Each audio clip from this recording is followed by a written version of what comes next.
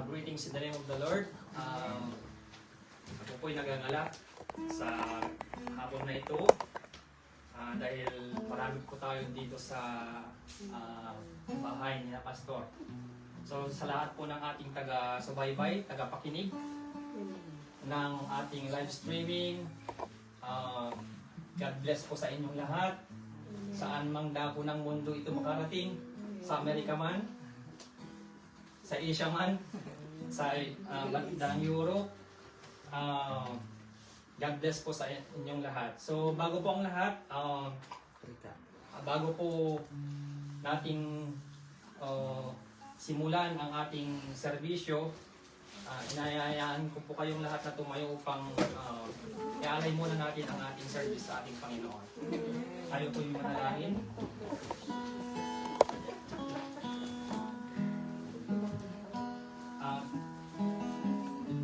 Thank you, Father God, for the blessing you have done in our lives. Thank you for this opportunity that you have given us to gather in this place. We worship you, we adore you, Father God. Father, we ask for the forgiveness of all our sins. Forgive us, O Lord, and make us holy in your sight today. As we're going to seek your presence, as we're going to worship you, Father, make us holy also, Apo, O Diyos. We invite you, Holy Spirit, to dwell in us. We invite you, Holy Spirit, to move in this place. Everyone in this place, O God, ma-feel na kadi i-presence mo, O Diyos. Thank you so much, Father, for this opportunity. Thank you so much, Apo, iti blessing. Invite mo kada kami. Yes. Lahat po nang tatayo sa harap, O Diyos.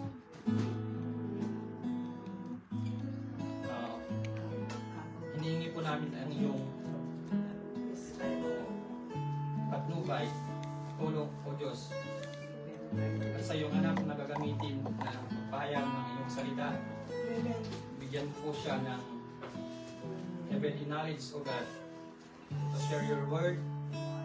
Kahit makapture ni Kadimet Apo, what message you want to give us today. Thank you so much, Father, and we give you all the praises, adoration. In Jesus' mighty name we pray. Amen. So, as we go further with our service, may I call Brother Alvin to lead us to our next part.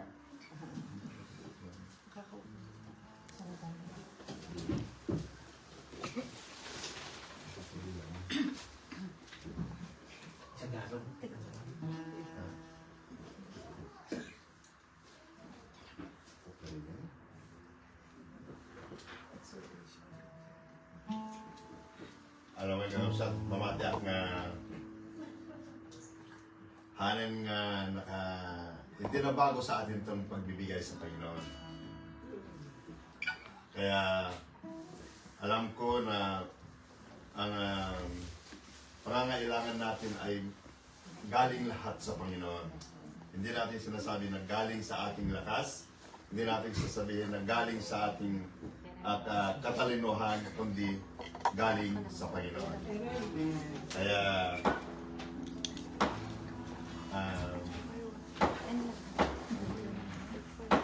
pwede mong kantayin natin yung tayo'y magbigay sa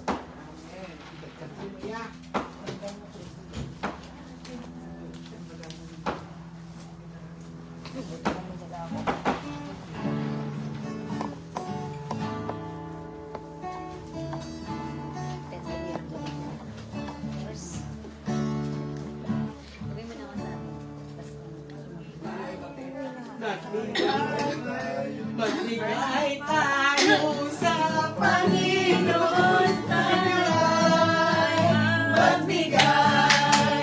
Magbigay tayo sa Panginoon tayo ay magbigay.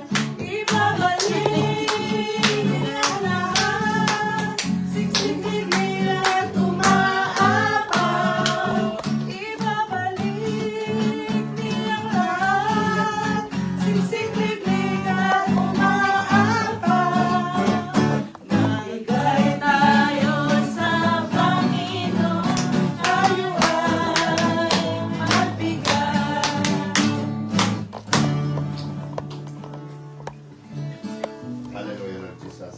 niya. Ama, try nga nung hindi isagot ni Paulong Jesus, kasi kakadiwa ko pang bendisyon, nga isurod God, ti maramat at pakilawan, ti Evangelyo. Ama, diyak, ang unay wapo, lagi nga napatawid, ti tulong daway. Kasi ka hindi pa wapo, ti mga ipaayt at alupay, urod God nga bendisyon ni Jesus. Ama, diyak, ang unay gin kakit, diyak, kinakit mga presos, na di kanakal nga nito. Amen.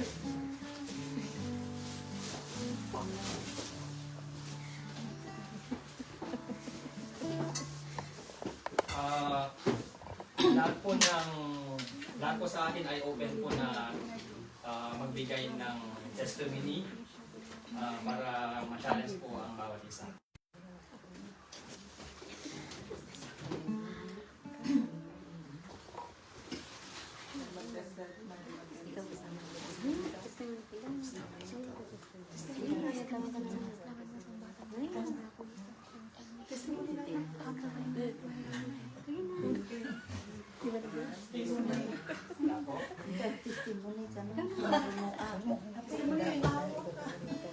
Maluluto ba? Okay, ako nga magte-testimony. Okay? Okay, magandang hapon po sa ating lahat. Napakabuti pong Panginoon, truly that He is a great healer. Kasi kahapon po, nung sinamahan kong nag-shopping itong dalaga ko, I feel very, I'm a mom already. Yes, you still, you feel that you are a mom when you give birth. But when you be with your daughter na magsa-shopping, ma-feel mo rin more than a mom. I'm really exciting in a way that, you know, but then when, nung dumating na kami sa bahay, kasi yung pabango ba na iba-ibang amoy sa baba, sa self-register, kasi hindi ako sanay.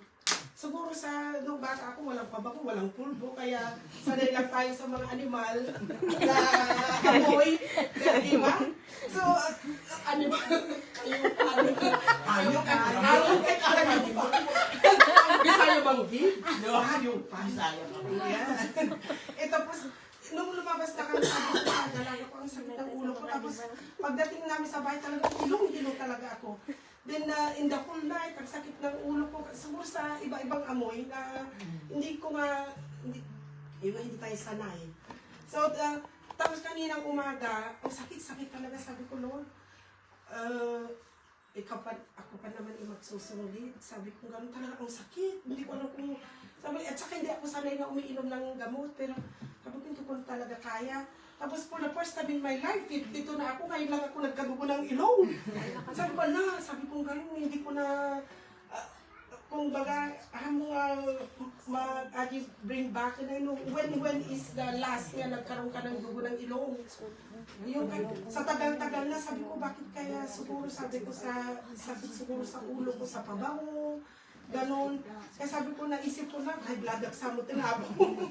Parang may high blood na yata ako. Hindi naman, hindi naman sana, gaganon na ako.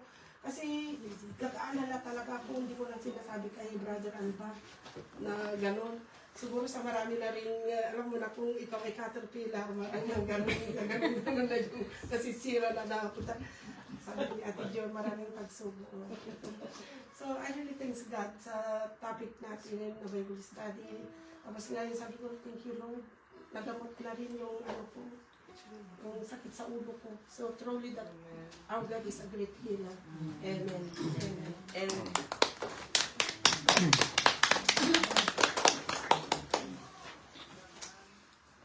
it is already to be specific. My mom was run or rushed to hospital exactly 4 weeks, 4 weeks ago. After 10 days, you know, to summarize, we see the progress.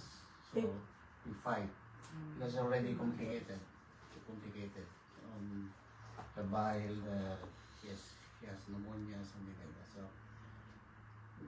we rushed to private hospital, in which I said, what we can help is to extend the support of prayer and monetary.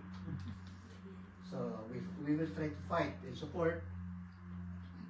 as long as you know. So my joy is to see my mom. You see the progress from day 1 to 10. Then on her 11th day, because she has need to stay until 2 weeks. It's like everything is like drop down.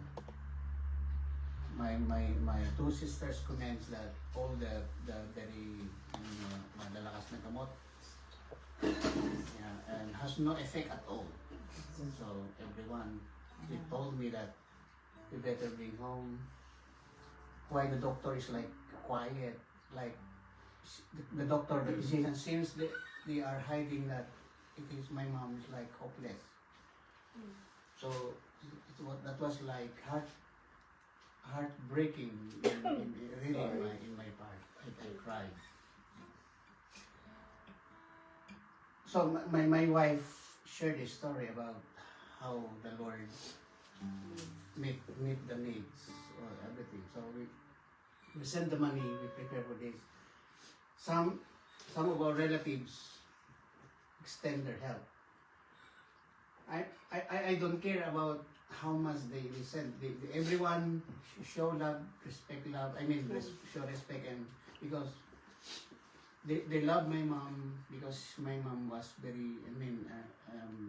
She was very good at them all. So, but that's not my concern. My concern is the health. So it's like I don't care about what happened, but I'm going to share to you one very big a testimony which my wife shared already. I don't know if she shared this in the Bible study or prayer meeting. In the Philippines, we used, we need to claim to deduct about when you have the PhilHealth. Sometimes they do 80%, 100%. But she's been in the hospital for like less than six months. Less, so we cannot claim for 100% for PhilHealth. And they have congressman, we have a friend congressman that if somebody hospitalized in your family, especially senior or whatever, bring the bills, and this congressman is have a open heart, but the highest one is like 20,000. The last one they give my brother. When my mom has like 80,000, 5 months ago, we only claim for 6,000. And everybody said maybe you cannot get any more today because this the period of time is have no 6 months yet.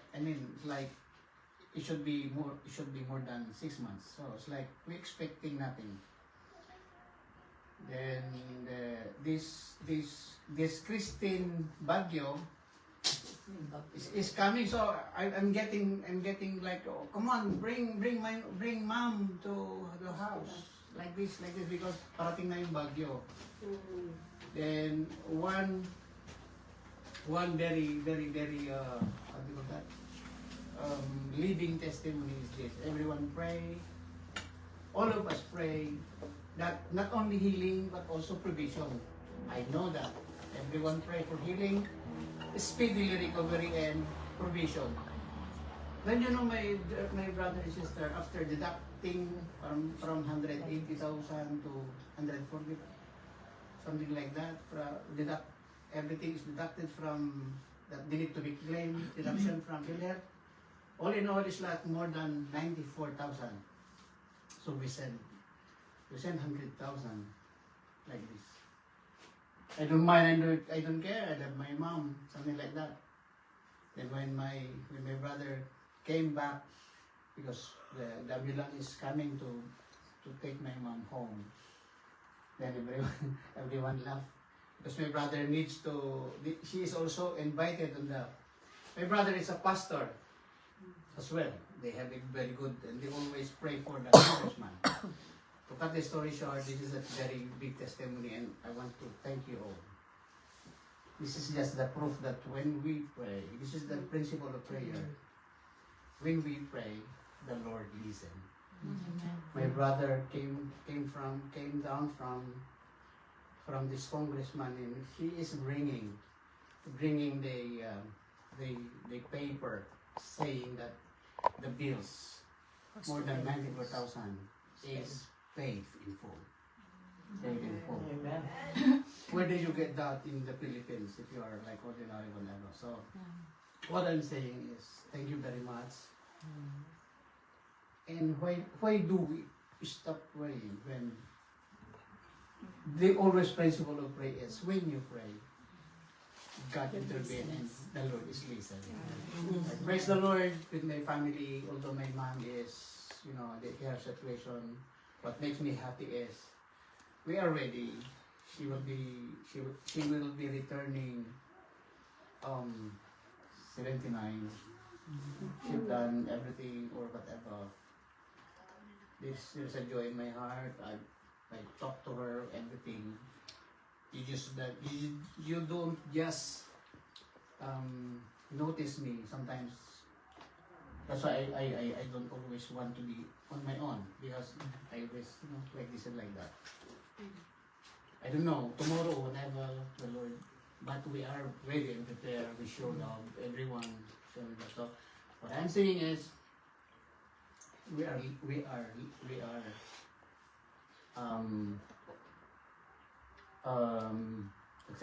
serving the living God. Amen. When we listen, when we pray, that's why we continue praying. That's why my declaration of our prayer meeting shouldn't be only a prayer meeting that we would be listing the prayer request. I was declaring that the prayer meeting should be also a venue where prayers are answered. Again, I praise the Lord. Thank you very much. God bless.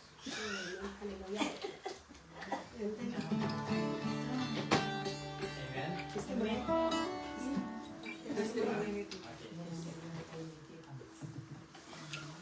Hallelujah.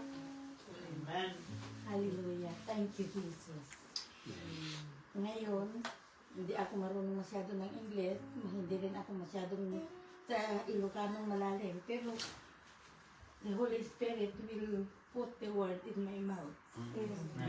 Salamat sa Panginoon dahil how many times na pasok labas ako sa hospital, pero napakabuti ng Panginoon dahil sa prayer ninyo, Sister Joy, Pastor James, and all the congregation, nalampasan ko yung mga pagsubok. Nalampasan ko ang mga pagsubok na ito. Naniniwala ako na ang Panginoon is a God of miracle. If you call upon His name, He is there to help us, to heal us, and to believe by faith na kahit anong pagsubok ang ating nararanasan, I'm strong because I'm always praying to our Almighty that He will never leave me nor forsake me in time of need. He's always there. Alam ko na mahal niyo ako at mahal ko din kayong lahat. Alam ko na marami pang pagsubok na ang ating kagaya ng butterfly na nagsimula ako sa kukon dahil 30 anyos pa lang ako noon, nabalo na ako. May 5 akong anak na sinuportan. Nagtrabaho ako sa Middle East with a small salary, just 3,000 a month. Nasubukan ko ang mahirap na trabaho, lahat ng pagsubok sa buhay ko. Pero hindi ako pinabayaan ng Panginoon dahil ang Panginoon ay nandyan lagi at saka sa tulong niya, hindi niya pinabayaan ang aking pamilya, ang aking mga anak. Kaya nagpapasalamat ako sa Panginoon dahil check up ko na naman bukas. Pero alam ko that God, He is the healer and He is the miracle. Thank you for this group and thank you for everyone who is praying for me. Especially to you, Pastor. Salamat po sa lahat. Thank you, Lord. Amen. may buhay po tayong Diyos, mga kapatid. Hallelujah. Ang Diyos po natin ay nagpapagaling, nagpo-provide. Ano lang ang dapat natin gawin, magtiwala lang sa Kanya. Amen. Okay? So, tatawagin ko na po si Tita Seri at si Tita SP and the company and Tita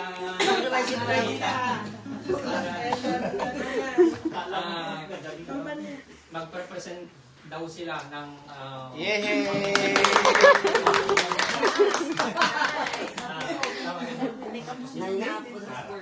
For the first time. Yay! Birthday ni Pastor. Alam din, hindi kami marunong Ay, Ilocano din. Pero kakataan namin ang Panginoon. Hindi kayo. We are not singing to you, but we are singing for God.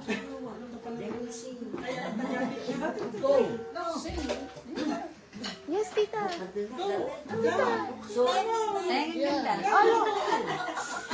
All of you. You practice. Yeah, go. And the company. Nag-practice ka gabi. Insure company. Insure company.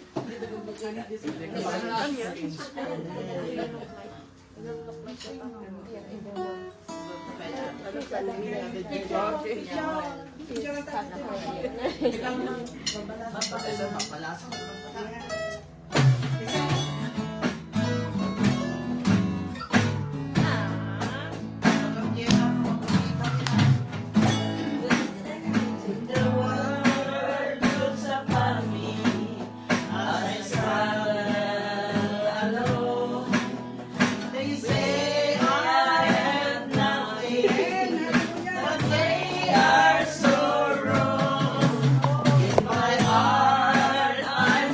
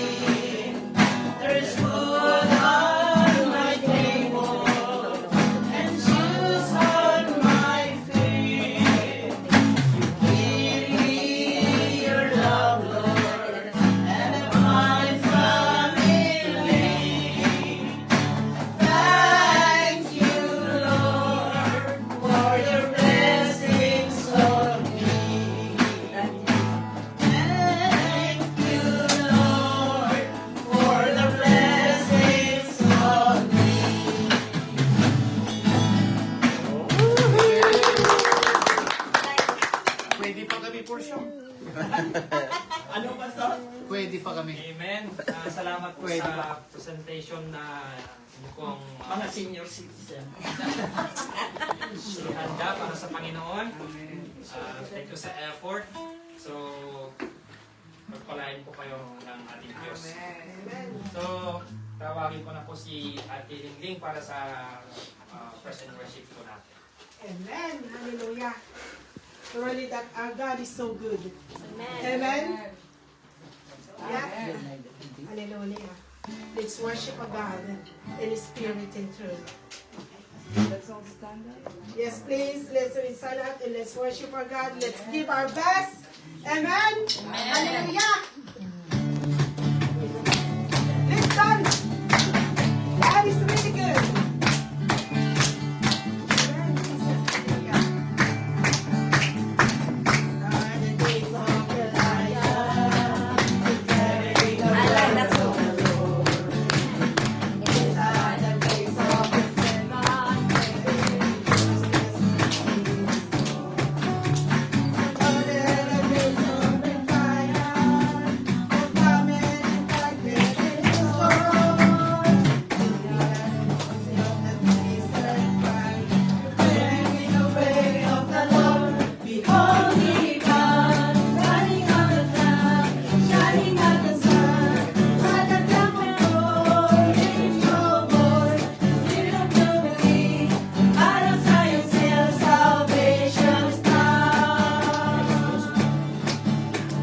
These are the days of Ezekiel, the joys of becoming Christians. And these are the days of Israel and David rebuilding the temple. And these are the days of the harvest, the wilderness of watering the world. And we are the laborers of the vineyard, declaring the word of the Lord. Holy come, riding on the clouds, riding on the sun. At the temple, Lord, lift your voice, hear of jubilee. Out of Zion's hill, salvation's come. There's no one like Jehovah. There's no one like Jehovah. There's no one like Jehovah. There's no one like Jehovah. There's no one like Jehovah. There's no one like Jehovah. There's no one like Jehovah. There's no one like Jehovah. There's no one like Jehovah. There's no one like Jehovah. There's no one like Jehovah. There's no one like Jehovah. I am no one like Jehovah. There's no one like Jehovah. There's no one like Jehovah. There's no one like Jehovah. Holy God, riding on the clouds, riding on the sun. I can come down, lift your voice, hear of jubilee. Out of Zion's hill, salvation's come. Riding on the clouds, shining like the sun. I can come down, lift your voice, hear of jubilee. Out of Zion's hill, salvation's come. There's no one like Jehovah. There's no one like Jehovah. There's no one like Jehovah. There's no one like Jehovah. There's no one like Jehovah. There's no one like Jehovah. There's no one like Jehovah. There's no one like Jehovah. Holy God, riding on the clouds, riding on the sun. At the trumpet call, lift your voice, hear of jubilee. Out of Zion's hill, salvation's come. Holy God, riding on the clouds, shining like the sun. At the trumpet call, lift your voice, hear of jubilee. Out of Zion's hill, salvation's come. Yes, Lord. Yes, Father God. Glory to be holy, the God of Jesus.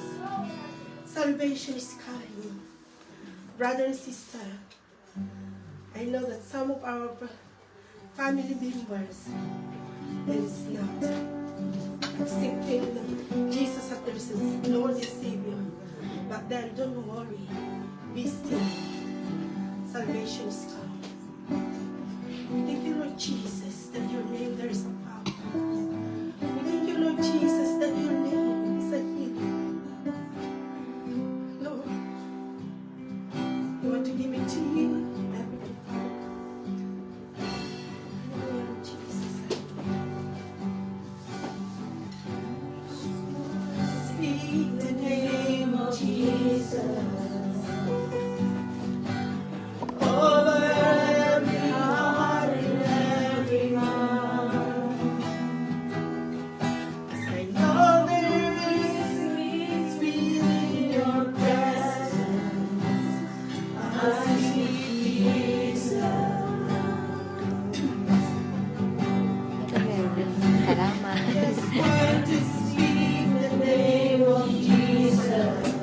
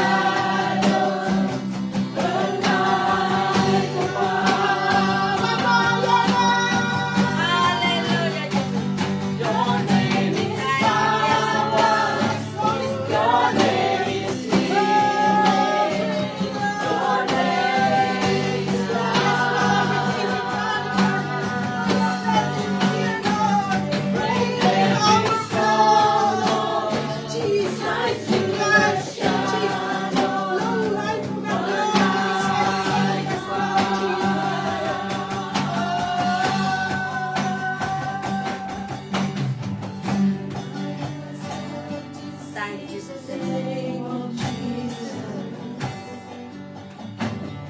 Over every heart and every mind. 'Cause I know there is a peace within your presence. I speak Jesus. I just want to speak. I just want to speak the name of Jesus. Every heart to God, Lord Jesus. Over every heart and every mind. 'Cause I know there is peace within your presence. I speak Jesus. Yes, Father God. We speak, Father God. Jesus, there is power. Come on, church. Come on, church. Lift up your voice to the Lord of Lords and the King of Kings. Yes, Father God. Sing a new song. Sing a new song to our God that He is a great healer. There is a power in His name.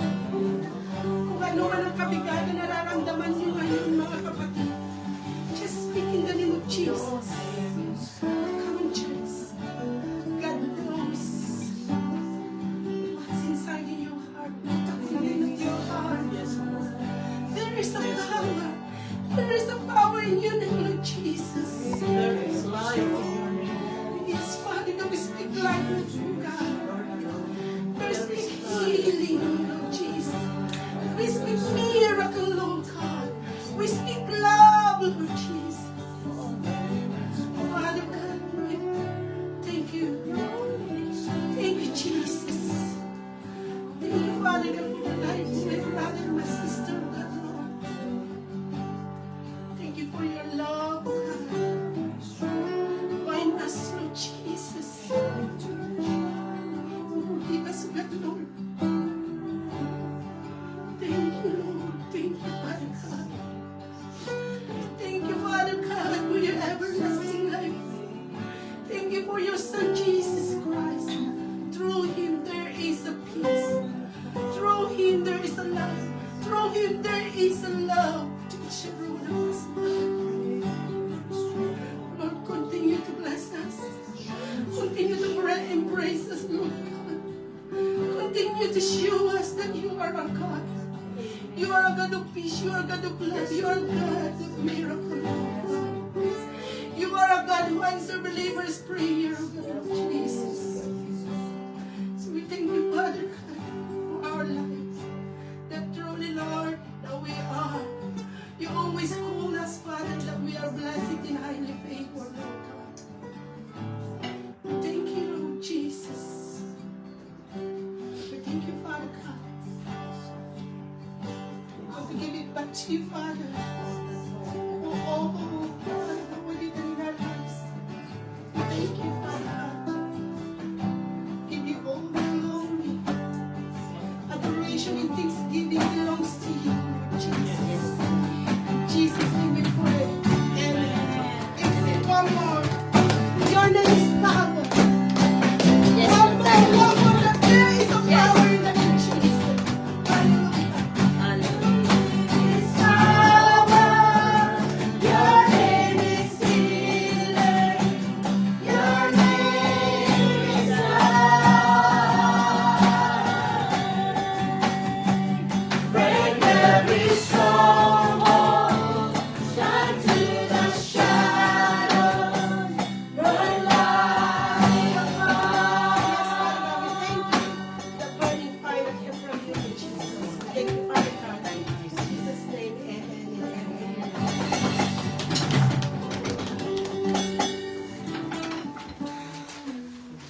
Amen! Amen!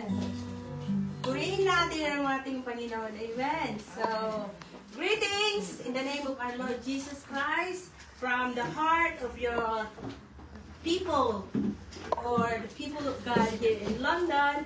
We want to say that Jesus in our midst, Jesus is alive, Jesus is still the end of the day, He is God. Amen? So Isang mapagpalang hapon po sa ating lahat. At lahat po ba tayo napagpala? Amen. Are we all blessed? Amen. Even those people in Europe, in America, in Asia, wherever you are the part of the world, yes, African people, we love you, African people. From Somalia, we love you, people of Somalia. So, all of us are children of God, whatever your skin, or purple, yellow, black, and white, it doesn't matter because Jesus says He loves all His creation. Do you believe that? Amen and amen. So, isa pong mapagpalang araw po sa ating lahat at alam ko na tayo ay patuloy na pagpapalain ng ating Panginoong Hesus sapagkat Siya ay nasa kalagitnaan natin. Amen. So, napag-aralan po natin yung mga tungkol sa problema sa buhay. So, bago po lahat yan, ay po manalangin. So, Father God, we want to say thank you again for this opportunity that you have given, Father God, to your servant, Lord. And we thank you, Father, for your love, the victory, the grace, your guidance, and everything that you have given, Father God, to your people. We want to say thank you, Lord. Especially your word, Lord Jesus, that we're going to quote, your word, Father God, that we're going to hear, Lord, and your word that we're going to read, Father God. May you bless, Father God, and we believe, Lord, and we claim that victory is ours, and there's something good that we're going to happen to your people, Lord. We thank you for that, Lord, and we bless your name. In Jesus' name we pray. Amen. Amen. So, napag-aralan na po natin about stress, napag-aralan natin yung mga sama ng loob, yung pagpupuri, paninirang puri. So, in everything this na napag-aralan na po natin. So, last Friday, kung naalala ninyo, napag-aralan natin sa Bible study tungkol sa, hindi pa, nung Sunday school natin last week, what is your plan? Anong plano mo sa buhay? Diba? Either you want to be good, or you want to be bad, or you want to walk in the guidance of our Lord. Nasa sa'yo na yun, what is your plan? But God has a better plan to each every one of us. Okay? So, napag-aralan din natin sa Bible study natin tungkol sa, ano yung napag-aralan natin? Nung linggo, ay nung Biyernes. So, hindi natin, love is not silent. Ibig sabihin sa Ilocano, iti ayat kat hantay ko mga ilimad. Okay, we need to speak, we need to rebuke because open rebuke is better than Secret love. secret love or hidden love. Okay, so natakal natin yon at ibinahagi natin yung mga karanasan natin sa buhay.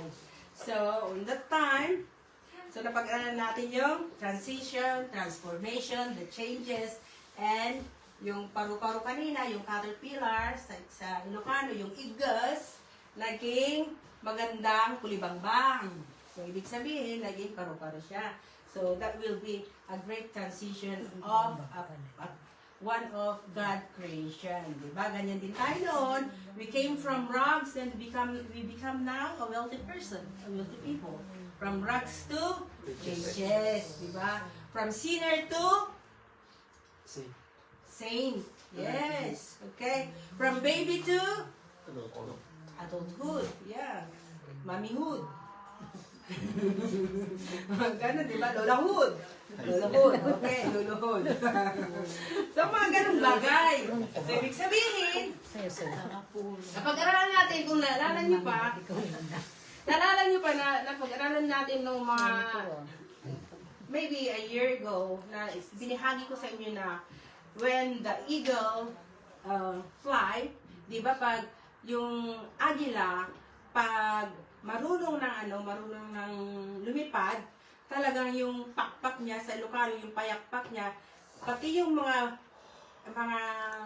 balahibo doon sa may pugad niya ay lumilipad. Ibig sabihin, magbabago na. Yung mga lumang ugali natin, dapat wag na natin kasama na sa paglakbay natin sa buhay.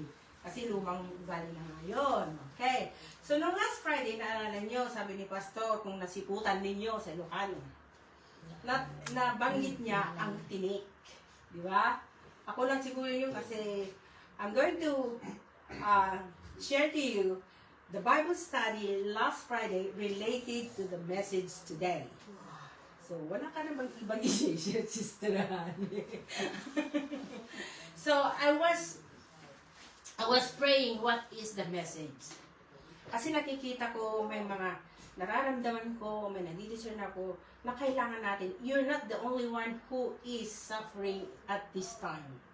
Lahat tayo nakakaranas ng sama ng loob, may kinikim-kim tayong mga sama.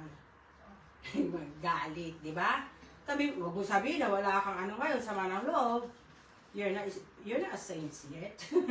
Kung sabihin mo, pagkaya ng ano, hindi ko na babagitin na pangalan. Ano ba yung ano mo ngayon? Ano ba yung anxiety mo? Ano ba yung inaral ni Sister Lingling? Ano ba yung parang worries mo? Wala akong worries ngayon. Wow, congratulations! Kung wala kang worries ngayon, I want to salute you. You are now in heaven. Pero wala ka pa. Hindi ko lang alam, baka nahiya kang ano, ibahagi yung worries mo, yung anxiety mo, yung, ano ba sa Tagalog yun, yung meron kang pakariribukan? Alalahanin. May mga alalahanin sa buhay. Oh, sino yung mga wala ng alalahanin sa buhay? Pakitaas ko ang kamay. Dahil, I will give you a big salute. Wala pa. Okay. So ngayon po, ay babahagi ko sa inyo ay tungkol sa, I'm going to share to you about the thorn. Tinik. Okay. Tinik. Alisin ang tinik, get rid of the thorn. O ano ba sa tinik? Ano? Thorn siguro. Siit lang. Sa Ilocano, siit. Okay. Alisin ang tinik. Okay. Hindi tinikling ha, kasi wala doon. Tinik lang yan. Okay. I'm going to tell you, ano muna, para magising tayo. May isang kwento. Ito tungkol sa tinik. But this is not related, but I don't know if you want to relate it. May isang mag-anak, ang tatay at nanay may anak. Umiiyak yung anak. And the child is crying. Then sabi niya, natinik po ako, sabi niya sa Ilocano, naisiitan at inang tatang. Hello, mga Ilocano yan. Mga Bagyo, Ilocano yan. Okay. Naisiitan at tatang, inang, natinik po ako, sabi niya. So, dali-dali ang nanay, tinawag yung tatay. Halika nga, natinik daw itong bata, halika na. Dali-dali. Sige, upo ka. So, kuha ka ng saging, kumuha ka ng saging. So, saging nga, kasi natinig nga eh. So, pinakain siya ng saging. Sabi ko, okay ka na anak, tumayo ka nga. Andito pa rin. Sabi, umupo ka ulit. Pinakain ulit ng saging. Bakit siya? Okay, tumayo ka. Pinakain ng tinapay. Tumayo na. Okay ka na. Hindi pa rin, dito pa rin. Ano ba? Bakit hindi naalis yung tinik? Kasi wala naman dito nanay. Nasa pa ako. Sabi niya. Hey! Ganun yun. Minsan. So, I'm sorry, Sister Penny. This is just a joke for Ilocano people. Okay, so ganun din minsan, di ba? Ang tinik, hindi lang doon sa lalamunan. Minsan natitinig tayo. Ang tinik din sa buhay natin, hindi lang naririnig natin, di ba? Meron din naman yung tayo mismo gumagawa. At meron din minsan yung tinik, hindi lang nakukuha sa ibang tao, pero mostly, nagkakaroon tayo ng sama ng loob dahil sa mga tao. Bakit ka magkakaroon ng sama ng loob na wala ka naman nakakasalamuha? Di ba? Nag-iisa ka sa mundo. Kung nasa isolation ka, walang magbibigay sa'yo ng sama ng loob. So, ang text po natin mula po sa Proverbs 17 verse 9. Sinasabi po dito, basahin po natin, love prospers when a fault is forgiven. Okay. Love prospers when a fault is forgiven, but dwelling on it separates close friends. In other version, napakaganda po dito. You will keep your friends if you forgive them. But you will lose your friend if you keep talking or yung talaga nag-ano sa'yo, yung if you keep always thinking about what they did wrong. Ito po, kukunin po natin dito sa teksto po natin. Okay? In Tagalog, alam natin kung gaano, yung illustration kanina, no? Gaano kasakit o inconvenient yung nakarating o nakabarang tinik. Sorry ha. Nakabarang tinik sa lalamunan. Yun kanina yung illustration ko. Even if it takes surgery. Masakit pa rin, di ba? Pag umano ka na ng surgery, if your parents bring you to a surgeon, meron na masakit talaga yun. Dapat lang natanggalin yung tinik na yun. Dapat lang. Physically, dapat lang. Ganon din sa tao. Yung mga tinatawag nating tinik, okay? Yung tinatawag nating tinik, thorn. This is what we call thorn. Yung mga taong hate na hate natin. Bakit kaya? Kasi may dahilan yan kung bakit hate mo yung person, bakit may galit ka sa tao yun. Okay? So, how we get rid of them? Paano natin?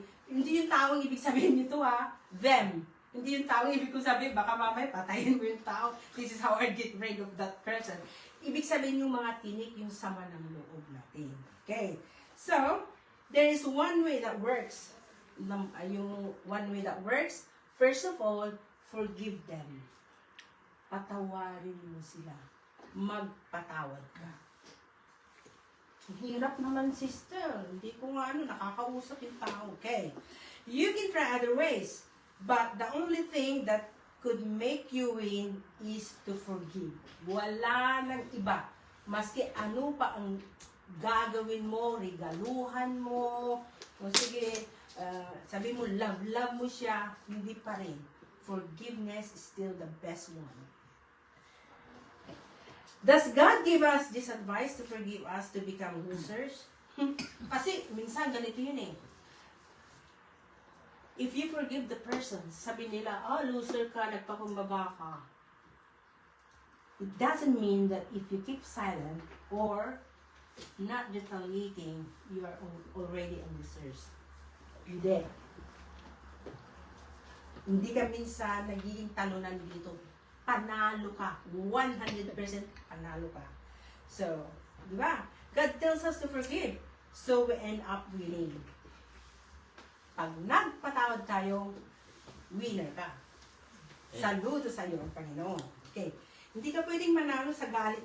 Pag galit ka o namumuhi ka sa isang tao, hindi ka pwedeng manalo doon. Ang panalo mo lang ay magpatawad ka na, doon ka palang makakawala. Totoong totoo ito. Kasi nung binabasa ko ito, this is for me. Because I had an experience. Hate ko. I have many people that I hate because they hurt me. But then, it takes time. It takes time. I have forgiven them. I asked forgiveness personally to them. And then, I said, it's time for me now to share this. Gaya na naalala ko, sabi ni Sister Joy na wala naman siya experience on that time, but pinanalangin din niya para ma-share niya yung karanasan niya. So it's just related to the verse and her experience. Ito talaga experience ko po ito. Okay, so patuloy po tayo. The only way that you could get rid of them is alisin mo na yung mga listahan. Kasi may mga listahan tayo ng sama ng loob minsan eh. Pag nakita ko yan, iirapan ko yan, number 1. Pag nakita ko yan, pagsasalitaan ko yan ng sama ng loob, number 2. Pag nakita ko yan, maski nasa birthday party kami, hindi ko yan bibigyan ng take home. Parang ganun. Marami kang listahan. Get rid of those lists. Pag nakita ko yan, mumurahin ko yan. Hindi ko kakain. Makita ko. Pati mga mga pamilya, dami yan. Pag nakita ang anak niyan, di ko yan papansinin. Maski nadapa siya, hindi ko yan babangunin. Mga ganung bagay. Kasi hindi ka marunong magpatawad. Damay-damay na. Para ano na yan eh. Yung tawag mo yung disabog na ano, na baril. Dapat iisa lang eh. Isang shot lang eh, 5 yung butas. Parang ganon. Di ba meron ganon? Granada. Granada. Shotgun. Shotgun ba yun? O, disabog sa ibig sabihin yun. Okay. Ganun lang yun, mga kapatid. Okay. Get off those lists, okay? Then minimize their negative connection to you. Ano ba yung mga negative connections nila sa atin? Minsan, marami. Hindi na ako magme-mention, but there's something, there's many negative connection. Ibig sabihin, yung may kaibigan ka na may kaibigan siya, tapos ikikwento. Alam mo si Sister Cherry, sabi ni Sister ano lang yan daw yan, mahilig daw mahugot ang mga ganon. So, i-minimize mo na, itat mo na yung mga connection doon. Para wala nang sa panang loob, wala nang mag-a-arise pang mga kinikim-kim nating sama. Amen! Amen ba po tayo? Amen! Naman, kung amen, kung hindi. Okay. To be free from them is to forgive them again and again. Binabanggit ko dito, nung tinitignan ko, forgive them. Inuulit ko po, forgive, magpatawad po tayo. Ang mga hangal daw, madaling mainis. At ipinapakita ang kanilang pagkayamot, di ba? Ganun din mga minsan eh, the fool. Madali niya yung mga, ibig sabihin, yung mga hangal, ibig sabihin yung mga, sa English, fool, madali silang magalit. Bakit kaya? Kasi meron sila dito. May sama ng loob, okay?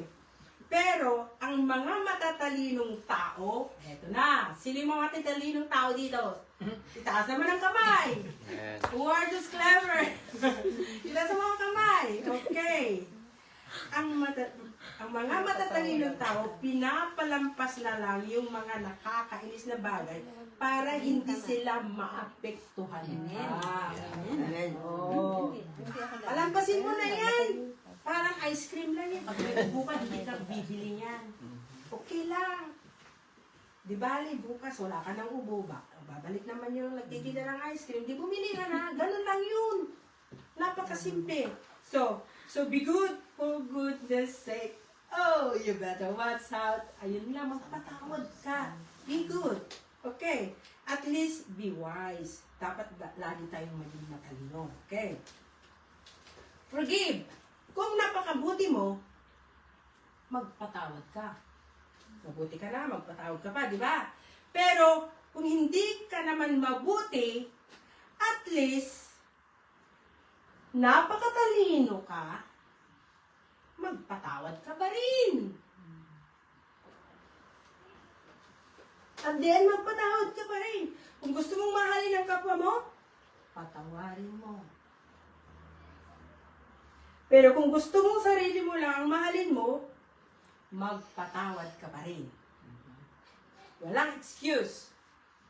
Gawin at gawin mo yan.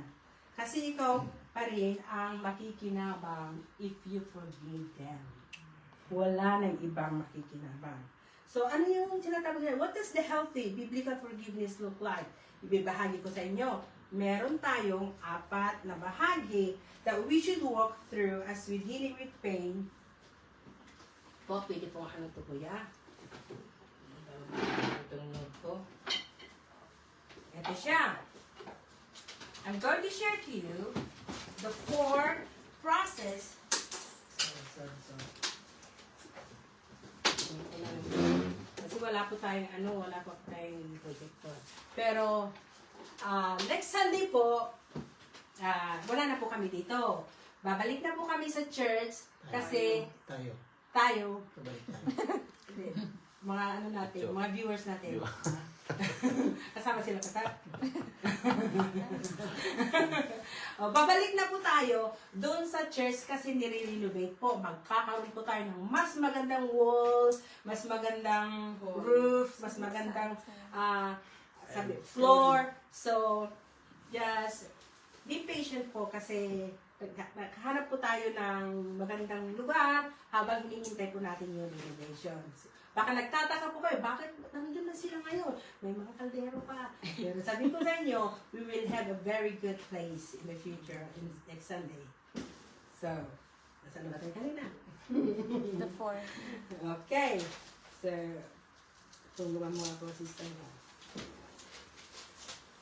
So, I'm going to share to you the 4-part process that we should walk through as we're dealing with pain brought upon by others. Eto na. Sinasabi ko po dito, dapat magkaroon po tayo nito at tandaan po natin, wala pong matutulog, okay? Okay.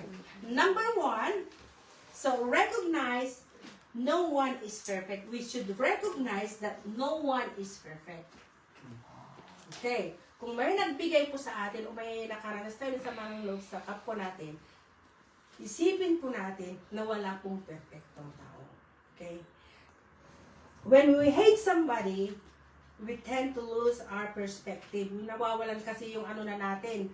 Pag hate natin yung tao, nawawalan na yung ano niya. Di ba dati siyang mabuti, dati siyang napakabait, dati siyang matulungin, nawawala na yung perspective natin sa kanya. Dating ilustrasyon mo sa kanya, napakaganda niya, napakaamong mukha ngayon, hindi na, sabi mo, gurang. Dry na dry ang buhok, mga ganon. Nagkaroon na ng, baski walang pipo sana, nagkaroon na ng marami, mga prickles pa dyan, mga ganon-ganon na, kasi nawala na yung perspective mo sa kanya. Ganyan pag, if you hate somebody. But, when we're filled with resentment, eto na yung sama ng loob talaga, napakalalim nito, in bitterness, in hurt, we tend to dehumanize the offender. Tinitingnan ko yung dehumanize, para ang trato na natin sa kanya, hayop na. Ang baba, di ba ganun minsan, pag pag may sa Ilocano, may gura ka. Akala mo, hindi na tao yung trato mo sa kanya. We tend to humanize the person. So, huwag natin gawin po yan. Okay? We treat that person like an animal. Huwag naman po sana. Isipin po natin, mula po sa Ecclesiastes 7 verse 20, sinasabi po dito, that not a single person on earth is always good and never sin. Wala. Not a single person on earth is always good and never sins. We are all imperfect. Kaya patawarin natin sila, huwag tayo magtanim ng sama ng loob. Pangalawa po, please. 4 lang po yan. Pangalawa po, nagagawin po natin, the second one that we should walk through as we're dealing with pain brought upon by others is to renounce. Renounce your right to get even. Ibig sabihin, ito na yung pride na sinasabi natin. You need to renounce, relinquish. Ibig sabihin, alisin na natin yung batas ko to. Ako ang tama. Paghihiganti. Ako pa rin yung tama. Ako yung mas malakas. Ako yung mas mayaman. Ako yung may pinag-aralan. Ako yung natapos. Ganun minsan ang nangyayari. To get even, para patas lang. We need to do that. You need to renounce your right. You need to renounce your pride to get even.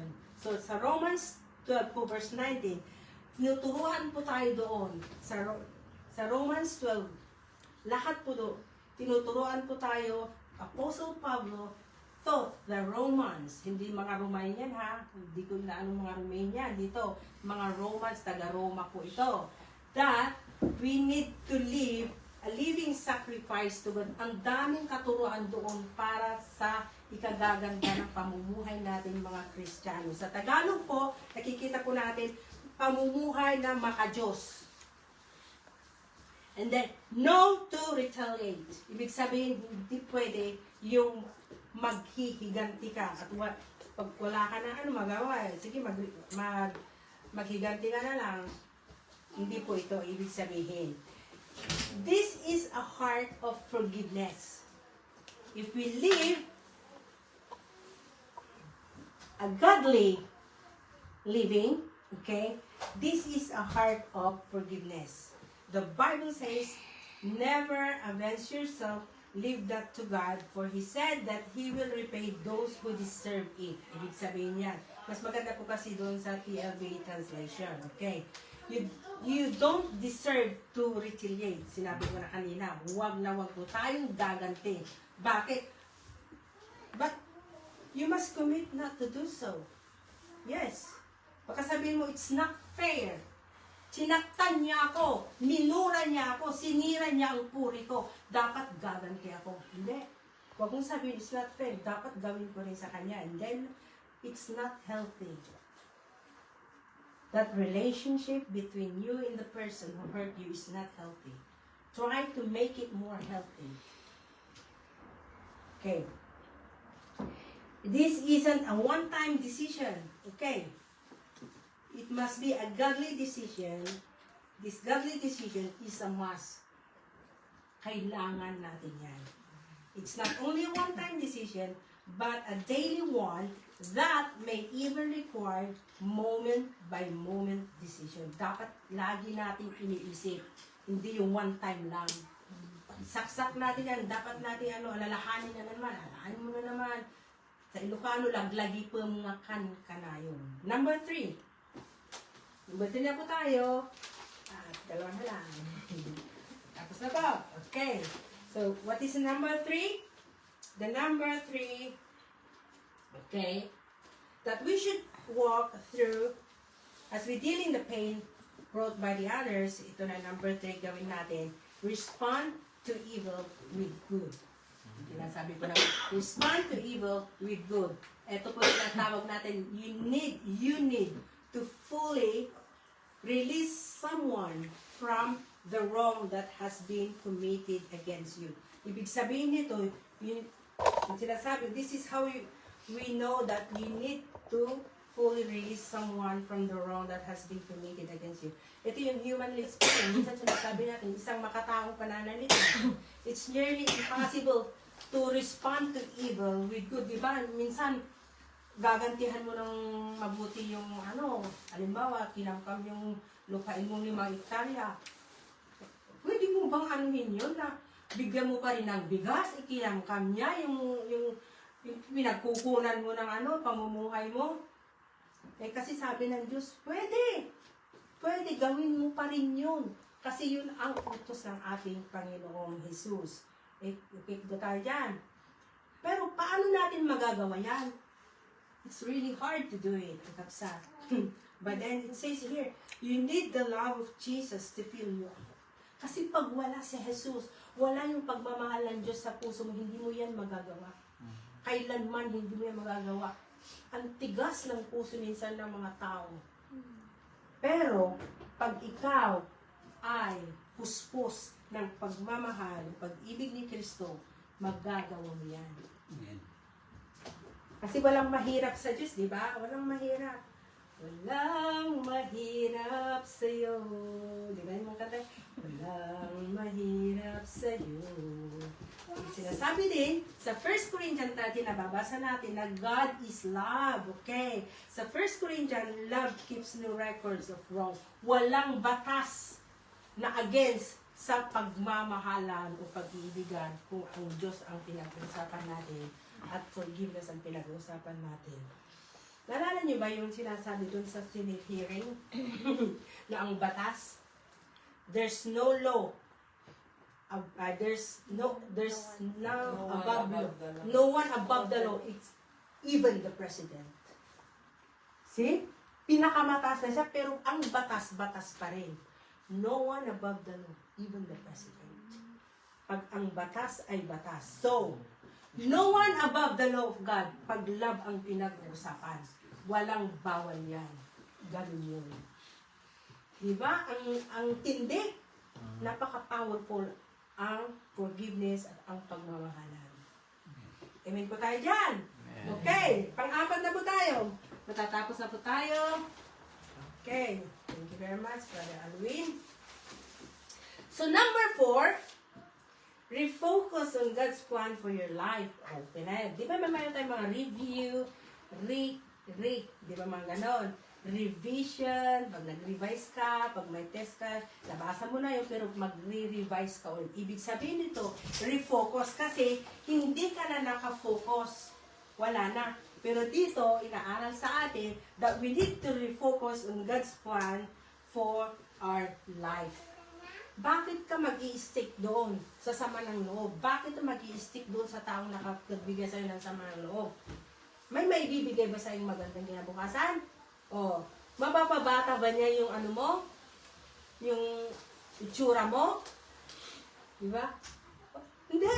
Baka yan, makukulubot na yan. May mga wrinkles na dyan.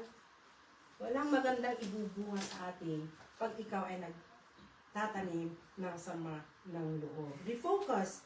So, stop focusing on the hurt in the person who hurt you. Stop focusing. Wala na. Huwag ka na mag-focus doon. Pag naalala mo, that's fine, but don't focus on that. Kaya din ang alaga ko, yung alaga ko is how do you call that? Yung autism siya. So, yung IQ niya ay mababa. Pananalita mababa. Alam mo, pag naka-scooter siya, hindi siya naka-focus doon sa daan. Eh, may mga uneven na mga pavement. Lagi siyang tumba. Alam niyo saan naka-focus? Sa mga wall, sa mga bahay. Ganun siya. Ganun siya. Kaya may tali yung nilagyan ko ng tali yung scooter niya. Maski saan siya, titingin, at least naka-focus ako sa dadaanan. Pag wala, ilang beses siya natutumba because he's not focusing. Ganun ang mangyayari sa atin. Pag hindi ka naka-focus sa plano ng Diyos, mahirap ka makarating doon sa destination mo.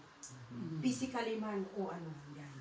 So we need to refocus on God's plan for our life. Stop focusing yung sakit o kaya yung tao nakasakit sa'yo. Instead, you refocus on God's purpose for your life, which is, sabi natin, God's purpose for your life.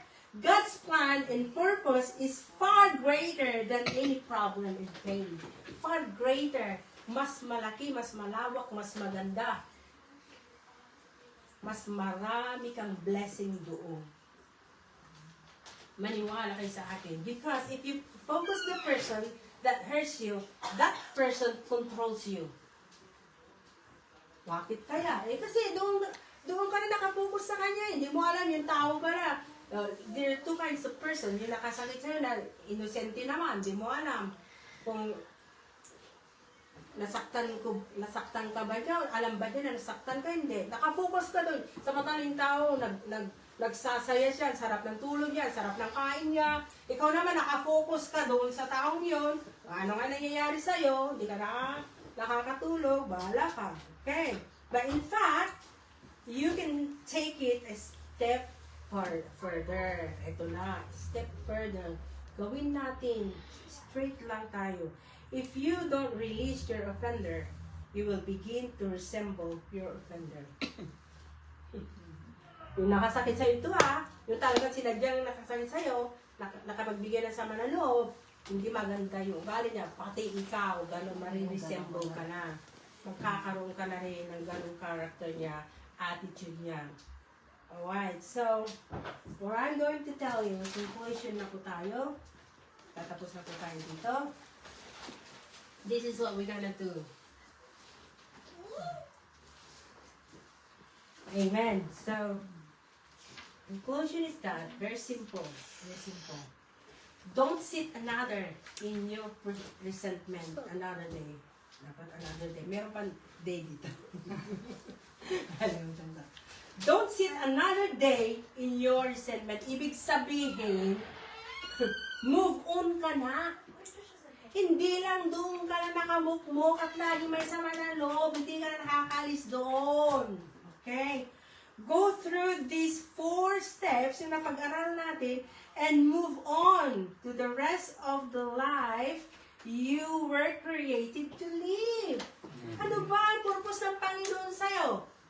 Okay? Mag-focus ka ba doon sa wala kang napapalang maganda? Mag-focus tayo kung ano yung purpose ng Panginoon. Alam natin ang plano ng Panginoon. Napakaganda ang plano ng Panginoon sa buhay natin. Kaya kung may mga resentment kayo, may mga sama ng loob kayo, alisin na natin. Alisin ang tinik. Hindi ito nakakapagbigay ng magandang relasyon. This will not build a healthy relationship.